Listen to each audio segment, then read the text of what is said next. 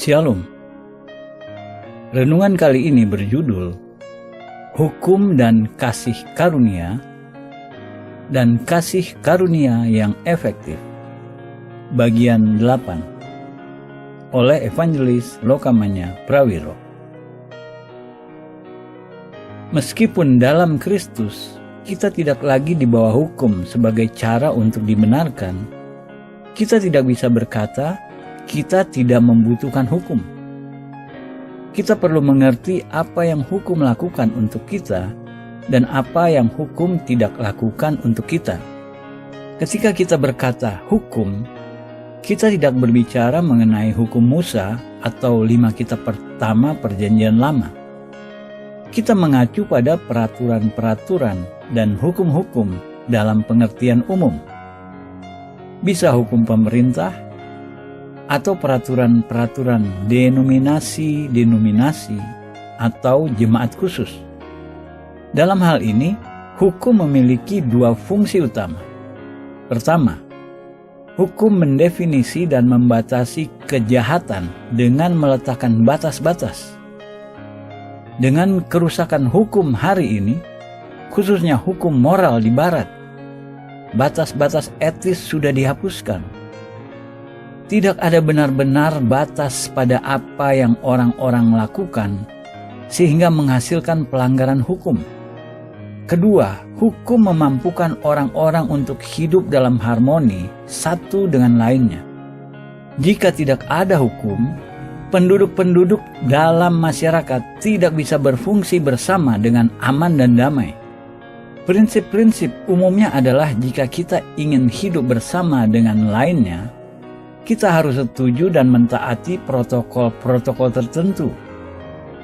Hukum-hukum dan peraturan-peraturan diperlukan untuk mendefinisi dan mengendalikan perilaku yang salah dan agar berfungsi baik bagi keluarga-keluarga, organisasi-organisasi, dan masyarakat umum. Namun kita harus menyadari bahwa hukum-hukum dan peraturan-peraturan tidak bisa membuat kita benar. Dalam hal ini, mari pertimbangkan peraturan-peraturan denominasi dan jemaat-jemaat individual.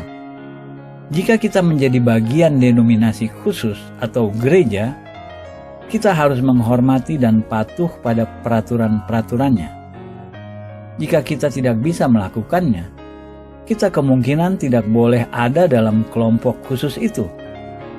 Meski demikian, waspadalah bahwa sebagian besar peraturan-peraturan gereja kemungkinan ada pengecualian tidak benar-benar berurusan dengan isu-isu dasar komunitas Kristen seperti kasih, pengampunan, dan hubungan. Mereka berurusan dengan isu-isu sekunder seperti pantangan hubungan seksual sebelum kawin, dan tipe-tipe pakaian dan hiburan yang diperbolehkan. Mereka memberi kesan mentaati semua peraturan-peraturan ini perlu kita lakukan agar dibenarkan di hadapan Allah. Ini kenapa mentaati hukum bisa menipu.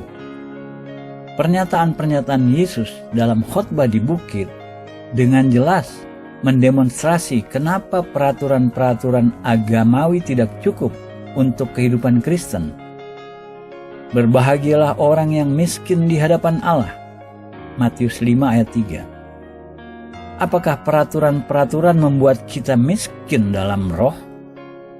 Alkitab terjemahan Inggris. Apakah mereka membuat kita memiliki hati yang mencari Allah, mengakui perlunya kita akan Dia? Biasanya, peraturan-peraturan agamawi memiliki efek yang berlawanan dalam hidup kita. Berbahagialah orang yang lemah lembut, ayat 5. Berapa banyak peraturan-peraturan gereja menghasilkan kelemah lembutan atau kerendahan hati? Berbahagialah orang yang lapar dan haus akan kebenaran, ayat 6. Apakah peraturan-peraturan sebuah gereja membuat kita lapar dan haus akan kebenaran? Berbahagialah orang yang murah hatinya. Ayat 7. Sebagian besar peraturan gereja tidak menuntut belas kasih, meski ada beberapa melakukan itu. Berbahagialah orang yang suci hatinya. Ayat 8. Peraturan-peraturan gereja tidak bisa membuat hati kita suci atau murni. Berbahagialah orang yang membawa damai. Ayat 9. Berbicara secara umum, gereja-gereja dengan peraturan-peraturan paling banyak justru memiliki pertikaian paling banyak. Jika kita mempelajari denominasi gereja yang paling legalistik, kita akan melihat bukti banyaknya perpecahan yang sudah terjadi. Kenapa? Karena mereka melekatkan segala sesuatunya pada peraturan-peraturan mereka. Ketika kita hidup dengan peraturan-peraturan, kita harus membuat lebih dan lebih banyak lagi peraturan-peraturan. Ketika kita bergantung satu-satunya hanya pada hukum-hukum agamawi atau moral, dua hasil tidak menguntungkan biasanya mengikuti. Pertama, mereka mempromosi kebenaran diri sendiri dan kesombongan atau pride seperti diilustrasikan oleh perumpamaan Yesus mengenai orang Farisi dan pemungut cukai. Ada dua orang pergi ke bait Allah untuk berdoa. Yang seorang adalah Farisi dan yang lain pemungut cukai. Orang Farisi itu berdiri dan berdoa dalam hatinya begini, "Ya Allah, aku mengucap syukur kepadamu, karena aku tidak sama seperti orang lain, bukan perampok, bukan orang lalim, bukan penzina, dan bukan juga seperti pemungut cukai ini. Aku berpuasa 2 kali seminggu, aku memberikan 1/10 dari segala penghasilanku." Tetapi pemungut cukai itu berdiri jauh-jauh, bahkan ia tidak berani menengadah ke langit, melainkan ia memukul diri dan berkata, "Ya Allah, kasihanilah aku orang berdosa ini." Aku berkata kepadamu, orang ini pulang ke rumahnya sebagai orang yang dibenarkan Allah, dan orang lain itu tidak. Sebab barang siapa meninggikan diri, ia akan direndahkan, dan barang siapa merendahkan diri, ia akan ditinggikan. Lukas 18 ayat 10-14. Pemungut cukai adalah orang yang diusir dari masyarakat Yahudi. Jadi, di mata seorang Yahudi, orang ini terendah dari yang rendah. Perhatikan bahwa orang Farisi itu berdoa dengan dirinya sendiri. Ia tidak berdoa kepada Allah. Ia berdoa kepada dirinya sendiri. Yang mana dari dua orang ini mendapatkan kebenaran? Bukan orang Farisi dengan hukum-hukumnya, melainkan pemungut cukai dengan tangisan minta belas kasih. Pada dasarnya, mentaati peraturan-peraturan agamawi membuat kita sombong atau proud. Kedua, mentaati hukum-hukum agamawi atau moral mendistraksi kita dari isu-isu utama dan menyebabkan kita fokus pada hal-hal yang tidak mengena pada pokoknya. Catat apa yang Yesus katakan dalam Matius 23 ayat 23 kepada orang Farisi yang adalah contoh Alkitabiah dari orang-orang yang hidup menurut peraturan-peraturan agamawi. "Celakalah kamu, hai ahli-ahli Taurat dan orang-orang Farisi, hai kamu orang-orang munafik, sebab persepuluhan dari selasih, adas manis, dan jintan kamu bayar. Tetapi yang terpenting dalam hukum Taurat kamu abaikan, yaitu keadilan dan belas kasihan dan kesetiaan. Yang satu harus dilakukan dan yang lain jangan diabaikan." Yesus tidak berkata salah membayar persepuluhan dari selasih, adas manis, dan jintan. Namun orang-orang Farisi terperangkap dengan peraturan-peraturan mereka mengenai perumpamaan yang mereka tidak sadari atas klaim-klaim keadilan, belas kasih, dan iman. Isu-isu hati yang benar-benar berarti. Isu utama yang kita identifikasi adalah kasih. Tujuan nasihat itu ialah kasih. 1 Timotius 1 ayat 5. Apapun yang menyimpang dari ini adalah omong kosong. 1 Timotius 1 ayat 6, atau kesia-siaan. Berapa banyak gereja setuju bahwa pada dasarnya, dengan hanya sedikit pengecualian, orang-orang yang paling legalistik, juga orang-orang yang paling tidak mengasihi. Ini bukan kebetulan. Contoh sebab musabab. Apa yang legalisme lakukan? Menonjolkan penampilan di atas kasih dan belas kasih. Alternatif satu-satunya untuk legalisme adalah kasih karunia. Apa itu kasih karunia? Kita bisa melihat definisi teologis seperti kasih karunia adalah hak istimewa Allah terhadap orang-orang yang tidak layak dan tidak pantas. Tidak ada salahnya dengan definisi itu, namun tidak membuat kasih karunia terdengar menggairahkan. Kasih karunia tidak berwujud, tidak terlihat, namun secara absolut, real, dan luar biasa berkuasa. Ini kuasa supernatural. Kasih karunia dimulai ketika kemampuan manusia berakhir. Selama kita bisa mengurus hidup kita sendiri, kita tidak akan mencari kasih karunia Allah. Namun ketika kita sampai pada akhir dari semua sumber daya kita, kasih karunia sumber daya supernatural yang tersedia untuk kita. Hukum dan kasih karunia saling eksklusif. Paulus membuat kebenaran ini sangat jelas dalam pernyataan yang menakjubkan dalam pasal ke-6 kitab Roma. Sebab kamu tidak akan dikuasai lagi oleh dosa, karena kamu tidak berada di bawah hukum Taurat, tetapi di bawah kasih karunia. Roma 6 ayat 14. Ada dua implikasi logis dari ayat ini. Pertama, kita tidak bisa berada di bawah keduanya, hukum dan kasih karunia pada waktu yang sama. Kita tidak bisa mengkombinasinya dan kita tidak bisa memiliki keduanya.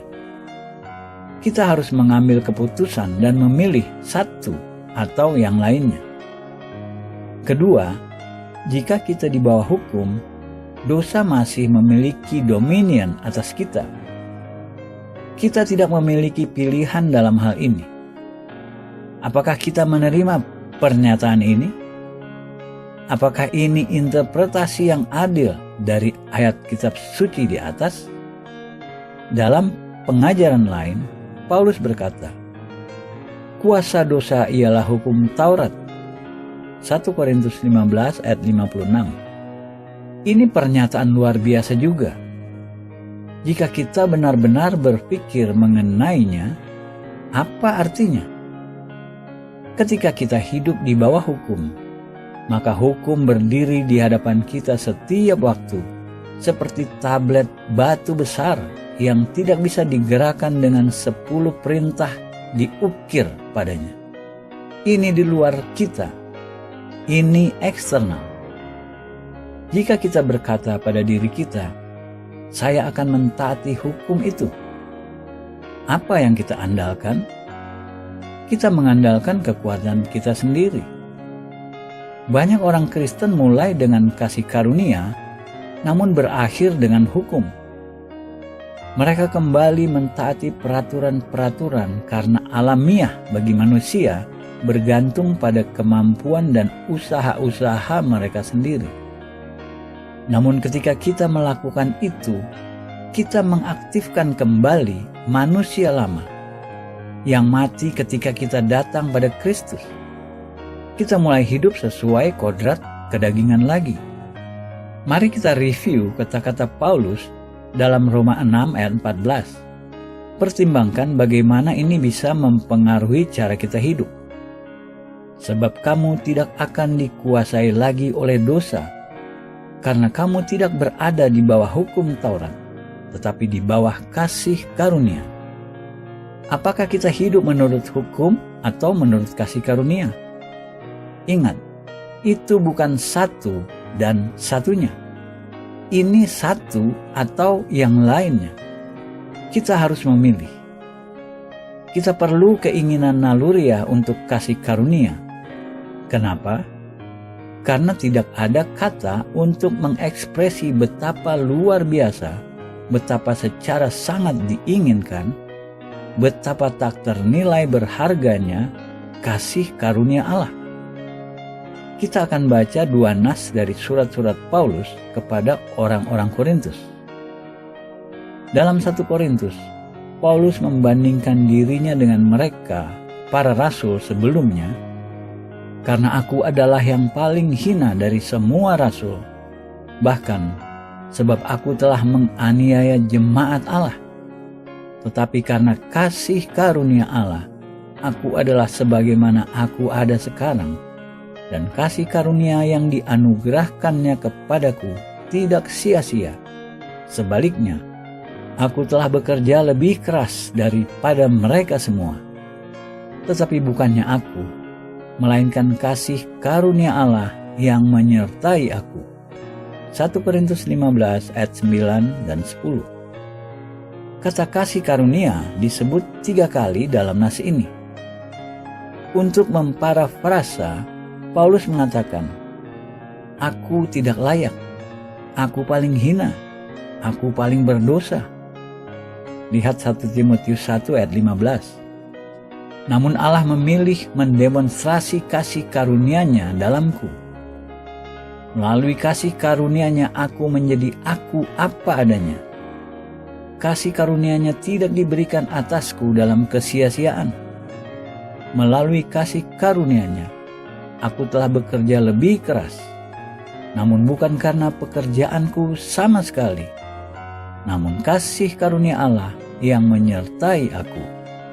Apakah kita bisa melihat bahwa kasih karunia bukan hanya abstraksi atau ikhtisar teologis, melainkan menyertai kita dan berkuasa tanpa batas dan melimpah tidak ada habisnya. Lalu, dalam 2 Korintus, Paulus berbicara mengenai masalah yang ia tidak bisa atasi, satu yang Allah tidak akan mengatasi untuknya. Ini benar-benar mengecilkan hati ketika kita mengenal Allah bisa menyelesaikan suatu isu, namun ia tidak menyelesaikannya. Ini apa yang Paulus katakan. Dan supaya aku jangan meninggikan diri karena penyataan-penyataan yang luar biasa itu, maka aku diberi suatu duri di dalam dagingku, yaitu seorang utusan iblis untuk menggocok aku, supaya aku jangan meninggikan diri. 2 Korintus 12 ayat 7. Teori mengenai kodrat duri dalam daging Paulus adalah adanya kerajaan atau kuasa satanik yang menerima tugas untuk membuat masalah bagi Paulus. Masalah yang ia alami secara absolut, tidak alamiah. Kemanapun ia pergi, pemberontakan atau keributan terjadi. Biasanya berakhir dengan Paulus dimasukkan ke dalam penjara, dipukuli, atau dikejar keluar dari kota. Ini tidak terjadi pada semua rasul-rasul yang lain. Mereka sudah pasti memiliki bagian masalah-masalah mereka sendiri. Namun tampaknya ada sesuatu yang tidak alamiah mengenai apa yang Paulus alami. Dalam 2 Korintus 12 ayat 7 ia berkata, aku diberi suatu duri di dalam dagingku, yaitu seorang utusan iblis untuk menggocok aku. Kemanapun aku pergi, ia ikut juga dan menimbulkan masalah. Paulus meneruskan, tentang hal itu aku sudah 3 kali berseru kepada Tuhan, supaya utusan iblis itu mundur daripadaku. 2 Korintus 12 ayat 8. Tidak sekali, tidak 2 kali, namun 3 kali Paulus memohon Tuhan untuk menyingkirkan lawan dari dirinya. Namun Allah berkata padanya, tetapi jawab Tuhan kepadaku, cukuplah kasih karuniaku bagimu, Sebab justru dalam kelemahanlah kuasaku menjadi sempurna.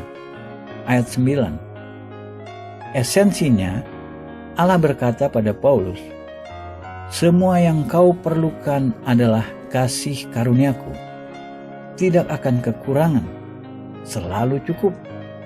Apakah kita mulai dan mengakhiri setiap hari kita dengan masalah-masalah seperti yang Paulus gambarkan? Mungkin kita sudah berdoa, berpuasa, dan melakukan segala sesuatu yang kita tahu untuk bisa menyelesaikan masalah tertentu. Kita perlu menyadari, kasih karunia Allah cukup, sama seperti Paulus. Mereka yang hidup dalam pelayanan tidak bisa mengatasi setiap masalah. Kadang-kadang kita bahkan tidak bisa mengatasi masalah kita sendiri. Namun kasih karunia Allah cukup untuk setiap dari kita yang mempercayainya. Dalam bagian setengah 2 Korintus 12 ayat 9, Paulus membuat pernyataan luar biasa. Sebab itu terlebih suka aku bermegah atas kelemahanku, supaya kuasa Kristus turun menaungi aku. Kita mungkin sudah ratusan kali membaca ayat ini, dan kita harus mengakui pada Allah, Tuhan, saya tahu Paulus mengatakan ini, dan saya mengetahuinya ini ada dalam Alkitab. Namun saya tidak bisa benar-benar mengatakannya untuk diri saya sendiri. Paulus melanjutkan, karena itu aku senang dan rela di dalam kelemahan, di dalam siksaan, di dalam kesukaran, di dalam penganiayaan dan kesesakan oleh karena Kristus. Sebab jika aku lemah, maka aku kuat. 2 Korintus 12 ayat 10. Apa yang membuat Paulus kuat ketika ia lemah? Kasih karunia Allah. Apakah kita bisa mengatakan, saya senang di dalam kelemahan-kelemahan, celaan-celaan, dalam keperluan-keperluan, dalam persekusi-persekusi, dalam distres-distres. Ketika kita berada di bawah, itu kapan kasih karunia Allah paling murah hati? Ia akan selalu membuat kasih karunia-Nya tersedia untuk kita. Ia tidak akan pernah menahannya. Allah tidak miskin dalam kasih karunia. Ia memiliki cukup untuk setiap orang dan banyak untuk dibagi. Kenapa kita kembali ke hidup menurut seperangkat peraturan-peraturan hukum ketika kita bisa memiliki kasih karunia Allah? Kita bisa memiliki keinginan untuk hidup menurut kasih karunia Allah. Kita memiliki persediaan cukup untuk menerima kasih karunia-Nya ketika keadaan kita paling sulit dan ketika kebutuhan kita paling besar. Kemungkinan kita atau orang lain dalam situasi kesulitan ekstrim. Dalam dunia kita yang bermasalah, begitu banyak orang berada dalam situasi-situasi tak tertahankan, menghadapi tantangan-tantangan keluarga, masalah-masalah kesehatan, hubungan-hubungan yang tegang, atau isu-isu lain. Kita harus mempercayakan diri kita pada kasih karunia Allah, karena kasih karunia-Nya cukup. Ia ingin orang-orang percaya mendemonstrasikan pada seluruh dunia apa yang kasih karunia-Nya bisa lakukan dalam kehidupan manusia. Kita tidak boleh menipu diri kita dengan menyelesaikan di bawah standar kasih karunia-Nya. Tuhan selalu ingin memberi kasih karunia-Nya. Jika kita belum pernah berserah pada kasih karunia Allah, jika kita belum pernah benar-benar mengizinkan kasih karunia Allah masuk ke dalam hidup kita, mari kita lakukan itu. Kemungkinan kita sedang berada dalam ketidakpercayaan, mementingkan diri sendiri, atau bahkan terlalu yakin pada diri sendiri. Kita belum pernah membuka diri. Kita belum pernah benar-benar datang kepada Tuhan, minta kasih karunia-Nya. Apakah kita bisa mengerti bahwa jika kita dibenarkan, langkah pertama yang kita harus ambil adalah berhenti mencoba menjadi benar. Kasih karunia Allah mulai bekerja ketika kita sampai pada akhir dari semua usaha-usaha kita. Jika kita bersedia, jika kita berhenti bergantung pada kekuatan kita sendiri, jika kita sudah sampai pada akhir dari diri kita dan siap mempercayai karunia indah, kasih karunia Allah, mari kita berdoa ini. Yang kekasih Bapa Surgawi, saya di akhir dari diri saya. Saya mengakui padamu bahwa saya sudah hidup di bawah hukum, mencoba menjadi benar dengan usaha-usaha saya sendiri. Saya tidak lagi ingin hidup dengan cara ini. Saya ingin dipimpin oleh Roh Kudus. Saya ingin hidup saya merefleksi kasih karunia dan kemuliaan-Mu. Saya ingin melepaskan kendali atas hidup saya dan menerima kasih karunia-Mu sekarang. Menurut firman-Mu, saya sudah diselamatkan melalui iman, bukan diri saya, melainkan karunia daripada-Mu. Terima kasih. Saya mempercayai Engkau dan saya mengasihi Engkau. Dalam nama Yesus. Amin.